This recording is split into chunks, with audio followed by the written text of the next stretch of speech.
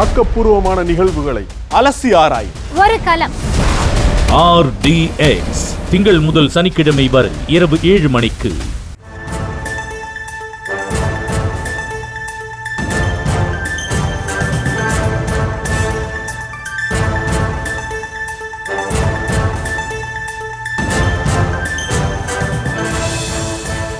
காசாவில் நடக்கும் சம்பவங்களால் வேதனை அடைந்திருப்பதாக முதலமைச்சர் மு.க.ஸ்டாலின் தெரிவித்திருக்கிறார். இது தொடர்பான மேல் விவரங்களோடு இணைகிறார் எமது செய்தியாளர் பாரி கார்த்திக்.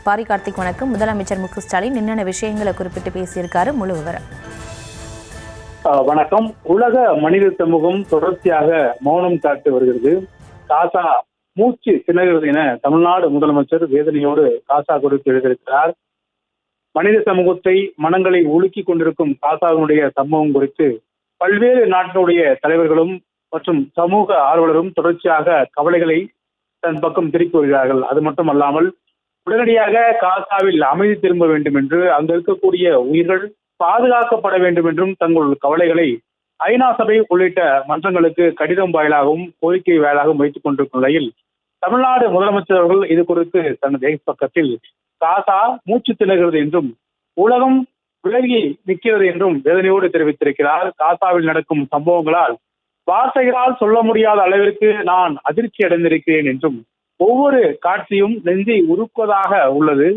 குழந்தைகளின் அழுகை, பட்டினி கிடக்கும் குழந்தைகளின் காட்சி, மருத்துவமனைகள் மீது குண்டு வீச்சு, ஐநா விசாரணை ஆணையத்தின் இனப்படுகொலை அறிவிப்பு ஆகியவற்றை எந்த பயணமும் ஒருபோதும் பாதிக்கப்பட்டதாக தற்போது துன்பத்தை மட்டுமே காட்டுகிறதாக முதலமைச்சர் வேதனையோடு தெரிவித்திருக்கிறார். அப்பாவி உயிர்கள் இந்த வழியில் நசுக்கப்படும் போது அனைத்து மனித சமூகமும் தொடர்ச்சியாக அனைத்து நாடுகளும் மௌனம் காட்பது என்பது ஒருபோதும் ஏற்றுக்கொள்ள முடியாது என்றும், உலகில் இருக்கக்கூடிய ஒவ்வொரு மனிதனுடைய மனசாட்சியும் எழ வேண்டும் என்றும், இதற்காக தீர்வு கிடைக்க வேண்டும் என்றும் தெரிவித்திருக்கிறார். இந்தியா உறுதியாக பாதிக்கப்பட்ட மக்களின் நியாயம் குறித்து பேச வேண்டும் என்றும், அனைவரும் ஒன்று சேர்ந்து இந்த பயங்கர சூழலை உடனடியாக முடிவுக்கு கொண்டு வர வேண்டும் என்றும், நாம் அனைவரும் ஒன்று சேர்ந்து இந்த செயலில் ஈடுபட வேண்டும் என்று அனைவருக்கும் அழைப்பு விடுத்திருக்கிறார்.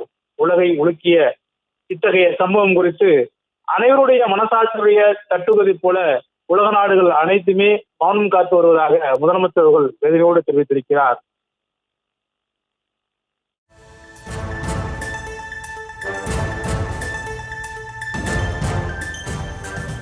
விவரங்களுக்கு நன்றி பாரி கார்த்திக்.